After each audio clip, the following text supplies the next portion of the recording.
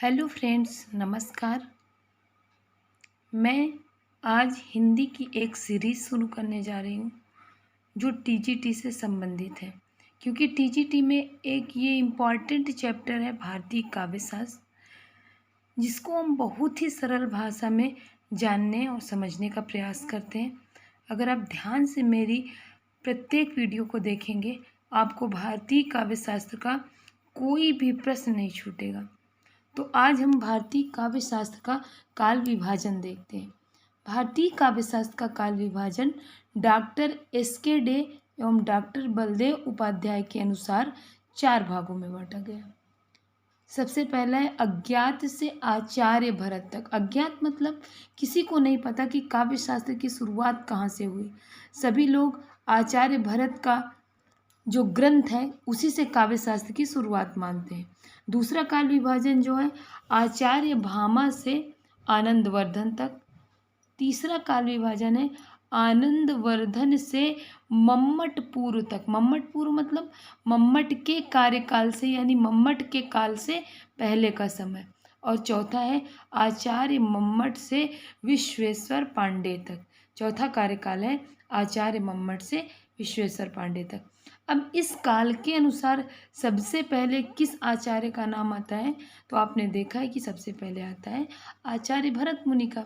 तो हम सबसे पहले भरत मुनि के बारे में जानते हैं।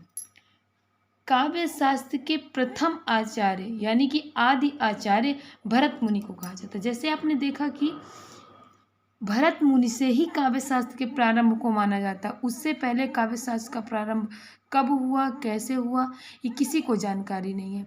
इसीलिए भरत मुनि को ही काव्य शास्त्र का आदि आचार्य, आदि मतलब प्रारंभिक, आदि आचार्य माना जाता है भरत मुनि को। इनका समय दूसरी शताब्दी माना जाता है। दूसरी शताब्दी बलदेव उपाध्याय के अनुसार, यानी कि आचार्य बलदेव उपाध्याय के अनुसार इनका समय काल दूसरी शताब्दी माना जाता है। लेकिन जो सर्वमान्य मत है, जिसे सभी लोग मानते हैं, उसे 200 ईसा पूर्व से 300 ईसा पूर्व के मध्य माना जाता है। आइए इनकी रचना देखते हैं। इनकी महत्वपूर्ण रचना है नाट्यशास्त्र, जिसकी वजह से इनको प्रसिद्धि मिली। इन्होंने कई रचनाएं की, लेकिन जो काव्य शास्त्र से रिलेटेड रचना है वो है नाट्यशास्त्र। तो नाट्यशास्त्र 36 अध्यायों में विभक्त है। इसमें 5000 श्लोक हैं। भरत मुनि के अनुसार इसे पंचम वेद कहा गया है। भरत मुनि ने खुद अपनी नाट्यशास्त्र को पंचम वेद की संज्ञा दी है। और नाटक को वाङ्मय, वाङ्मय मतलब साहित्य, वाङ्मय को ही साहित्य कहा जाता है। और नाटक को इन्होंने साहित्य का सर्वश्रेष्ठ रूप बताया है। इन्होंने नाटक के 4 अंग माने हैं। पाठ्य या वस्तु तत्व, सबसे पहला अंग जो इन्होंने माना है वो माना है पाठ्य या वस्तु तत्व। दूसरा माना है अभिनय, तीसरा संगीत और चौथा रस। लेकिन देखिए, रस को उपर्युक्त तीनों तत्वों का नियंता माना है।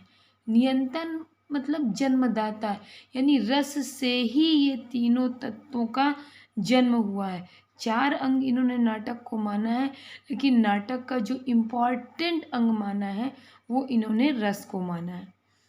अब देखिए, इन्होंने नाट्यशास्त्र में रस को इम्पॉर्टेंट माना है, तो इन्होंने 2 अध्याय, 6वें और 7वें अध्याय में रस की, केवल रस की विवेचना की है। इन्हें ही रस संप्रदाय का प्रवर्तक माना जाता है।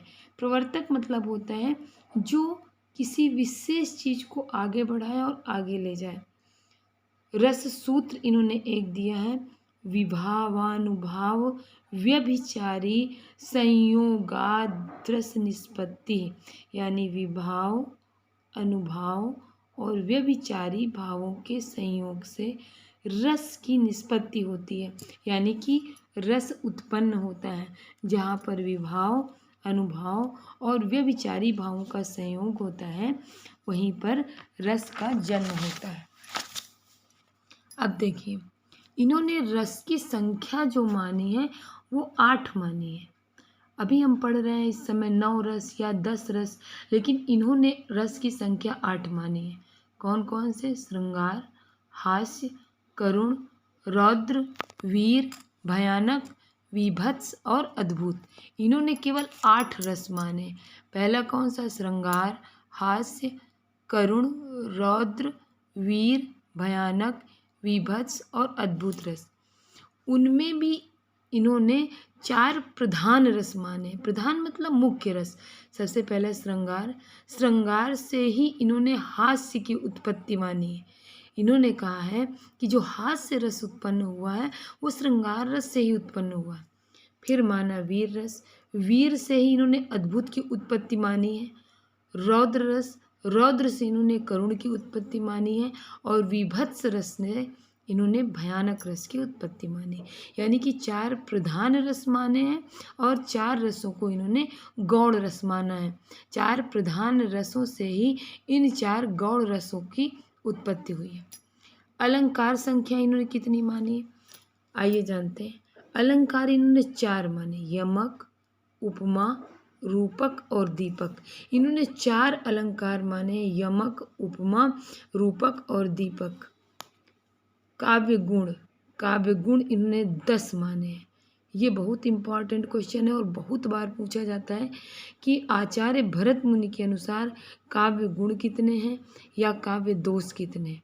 काव्य गुण भी इन्होंने 10 माने, काव्य दोष भी इन्होंने 10 माने। और भाव, भाव कितने माने? 49 यानी कि 49। उनमें से भी अलग अलग इन्होंने बताया कि संचारी भाव 33, 8 स्थायी भाव और 8 सात्विक भाव, कुल मिलाकर के 49 इन्होंने भाव माने। नायक नायिका भेद का उल्लेख नाट्य शास्त्र के 24वें व 34वें अध्याय में। यानी कि नायक नायिका भेद का उल्लेख नाट्य शास्त्र में 24वें व 34वें अध्याय में। ये एक इम्पॉर्टेंट क्वेश्चन बच रहा है नाट्य शास्त्र से संबंधित। नाट्य शास्त्र की जो टीका है उसको अभिनव गुप्त ने अभिनव भारती के नाम से लिखा। यानी कि अभिनव गुप्त ने नाट्य शास्त्र को यानी भरत मुनि के नाट्य शास्त्र की टीका अभिनव भारती के नाम से की और काव्य शास्त्र की आलोचना वाचिक अभिनय के प्रसंग के रूप में नाट्य शास्त्र में की गई है।